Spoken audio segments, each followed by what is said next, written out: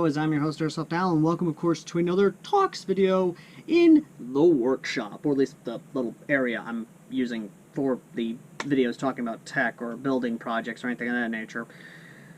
Either way, though, today I want to talk to you guys about battle rifles. Battle rifles have always been just an absolute love of mine. Be it from the tested and proven M14 to the icon of the DC wasteland, that is, of course, the HKG3. Love them or hate them, the 7.62 308 slinging badass of the battle rifle from the 50s all the way up till even today is still a beastly gun that is still proving itself time and time again, even today. And as such, I had to think about what I wanted to do if I ever wanted to do a battle rifle build. And a few actually came to my mind, but today's is going to look a little bit something from, well, a conflict of the Middle East, of the Gulf War, and even earlier. Ladies and gentlemen, I present to you the AR10A3. You may begin your reaction to this in 3, 2, 1.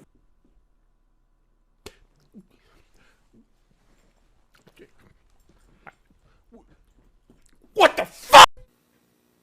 What the hell? Nice fucking model! Yes, I know a lot of you are automatically going absolute apeshit in the comments section. It's immediately saying, but there's no such thing as an AR10A3. Or even the other ones yelling that there's no such thing as an A3 or A2 designation for AR-15s. Bull fucking shit. There's always a designation for any rifle. There's always a designation for any sort of AK-47. There's always a designation for anything, which makes it easier for logistics and copyright and other sort of marketing terms, or anything in terms of marketing or company tracking.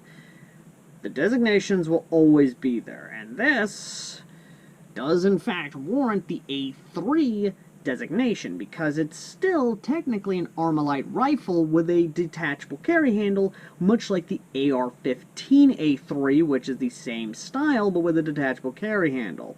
And if we really wanted to go a little further, we could go, of course, with the Canadian style of designation, or at least that type of rifle, which is literally a 20-inch Aramlite rifle style rifle with a detachable carry handle, which of course I've replaced with this, with a collapsible stock, with a A2A3 style handguard, and of course the birdcage flash hider. Need I say more? Now you're probably asking, why? Why this designation? Why this setup? Just why? Well, I fell in love with the Aramlite rifle, especially the history of it, thanks to, of course, Forgotten Weapons and Ian McCollum. But the gun I fell in love with especially, and want to this day, is none other than the Brownell's AR-10, or even just an AR-10 in general. And I don't mean just the classic pattern with the obvious, hook style, FAMAS hook style charging handle, which is over the top inside the carry handle, but also the classic Aramlite style of the XM16 or XM15E1, or the XM16E1, or the M16A1, with that classic sort of integrated carry handle with the that charging handle, and of course everything else in between. I love the AR-10, and while yes, the SR-25 is technically the AR-10 of the battlefield, and while yes, many of you are going to say, why not call it an SR-25, it is an AR-10. Near and dear to my heart, it is an AR-10. It is the battle rifle that would have been the service rifle for the US military, except it became the service rifle for the Dutch military, and a few others. Again, if you want to know more, please go watch Ian McCollum's video on the AR-10, especially the Brownell's AR-10, and his subsequent videos on the AR-10. It is a wonderful rifle, and I wish I could own. But we've gotten off track. What exactly is the AR10A3 project? The AR10A3 project is based off of an actual real steel rifle that I'm not going to try and pronounce or even look into. I'd rather talk about what I'm going to be doing for it. The AR10A3 project is going to be more or less a base gun. Now I would go the full route of basically saying, oh, let's go with the classic Army M110, which has a full auto selection, selector switch, and actually able to go that full auto, that rock and roll. But not so fast, Sonny Jim. I'd rather not. Instead, I'd rather treat this like any other actual battle rifle and treat it in semi-automatic.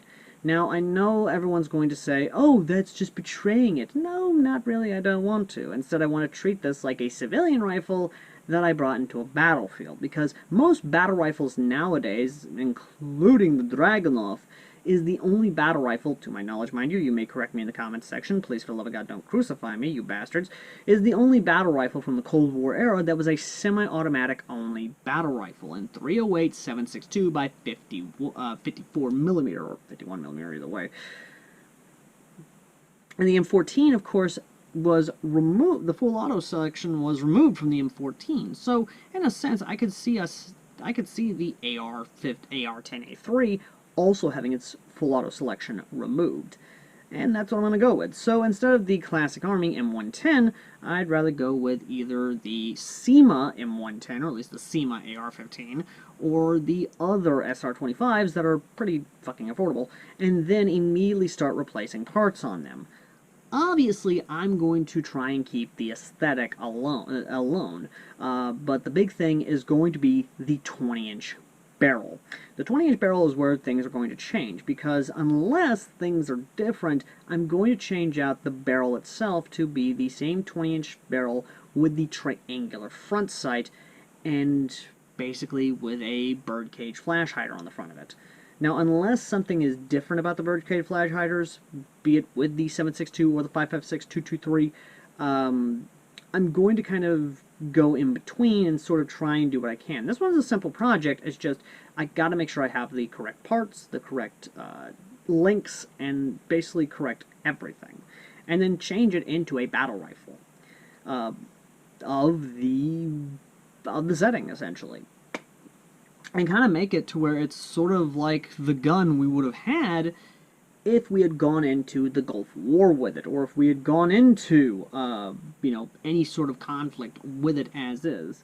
And if I have to, and need to, I could always just swap out the A3 furniture with A4 furniture and sort of set it up like a Marine battle rifle, sort of like a frontline rifle. And even then, if I wanted to go even further, I could set it up like a Magpul PTS battle rifle. Actually, that could be something.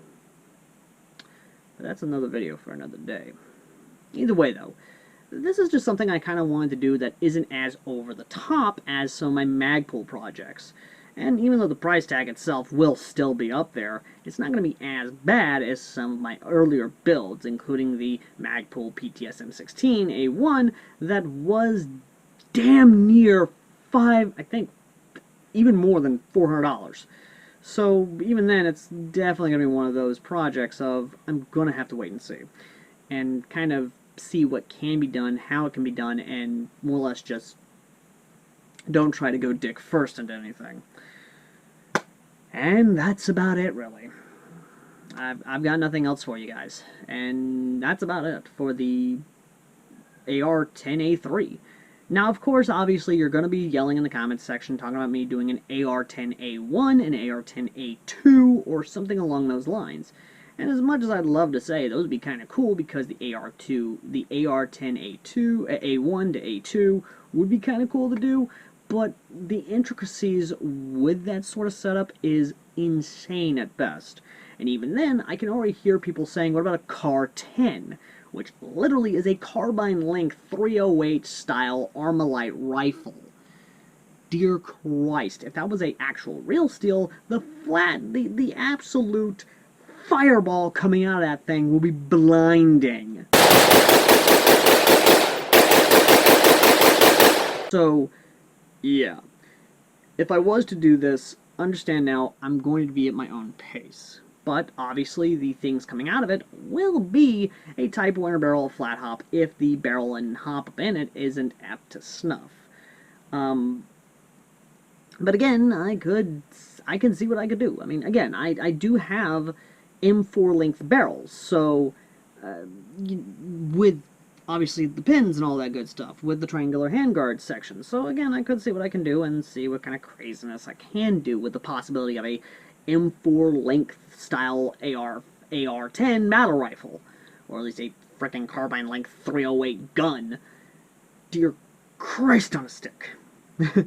But again, I've gone on long enough, and I'd love to hear your thoughts in the comments section. And if you want to help out with these projects, or at least help donate to help the projects happen, then consider donating to our PayPal down below. And if you want to call me fucking crazy for even considering these ideas, be it real steel or airsoft, let me know in the comment section down below. And for those of you who actually understand ballistics, and of course have actually worked on guns, let me know in the comment section down below what a Car 15 length 308 calibered rifle would be, or not even calibered rifle, frickin' SBR would be like, because the only 10-inch barrel gun I have is my Cyberpunk gun here, and I want to know what kind of fireball this would make if it was chambered in 308 or 7.62 NATO, because I know exactly what kind of fireball 5.56 223 does.